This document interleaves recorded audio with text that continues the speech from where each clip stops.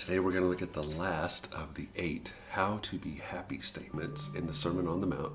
You probably know them as the Beatitudes, but the word that Jesus used was makarios, and we translate it blessed, but the literal translation is blissfully happy or self-contained happiness. And he makes these 8 statements, and it seems to me that it's really important to Jesus that we, his people, figure out how to develop and build a happiness in our life that doesn't depend on how other people around us behave, or doesn't depend on our bank account, doesn't depend on the political parties in power, but that we have a self-contained, dependent upon nothing, blissful happiness. This is the word that Jesus used when he started listing what we would call the Beatitudes.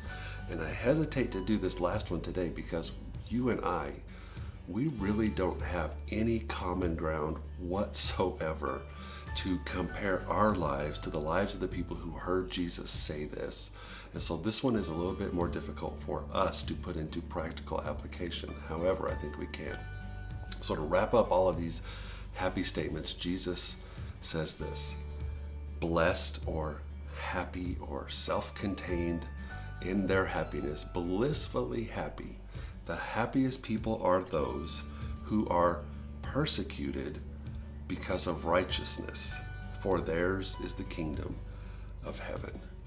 Now, the reason this one's difficult for us is because in the 21st century, living in America, we have so many freedoms that we do not understand what the word persecuted means. We think we do, but we have no idea what it's like to be persecuted. For us, persecuted means somebody made a negative comment on our social media. For us, persecuted means we got our feelers hurt. For us, persecuted might mean, well, there's nobody is approving of what I said and I feel bad for it. Well, that is not persecution. Persecution to the people that were hearing Jesus speak meant pain. Persecution meant you would lose your job. Persecution meant you could die for taking a stand. And so we really don't have a whole lot of common ground here. However, there is this overarching principle of truth that Jesus is making that we should understand. What Jesus is saying is, blessed are those, or happy are those who are persecuted for righteousness. And what he's saying is, listen guys, no matter how you live your life, you always run the risk of being persecuted. In our world, no matter how you live your life, someone will disapprove. So if you're living your life by doing right things, there's going to be somebody who disapproves. If you're living your life by doing wrong things, there's going to be somebody who disapproves. No matter how you live, no matter what you do, there will always be somebody who disapproves. In the case of these people, there will always be somebody who will try to cause you pain, try to persecute you, try to have the worst thing happen to you.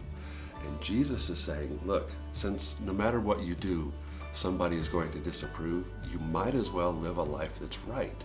Be disapproved of for doing what's right. Because when you do what's right and somebody disapproves, that's on them, not you. When you're living right, you will live with fewer regrets. You will live with less shame. You will make better decisions. You will have a tranquility and a peace of mind because you're doing the things that are right. When you do the things that are wrong, you're going to heap up consequences that sometimes become hard to deal with. You sacrifice your peace, and it just makes life more difficult. So, if you are going to be disapproved of, if somebody's going to disapprove of the way you spend your time, the way you spend your money, the way you treat people, if somebody's going to disapprove of that, they might as well be disapproving that you are doing so good, that you are spending your money on things that are eternal, that you are spending your time doing things that honor Jesus, that you are treating people the way Jesus would treat them. That's what you should be offending people for. That's what people should be disapproving of you for.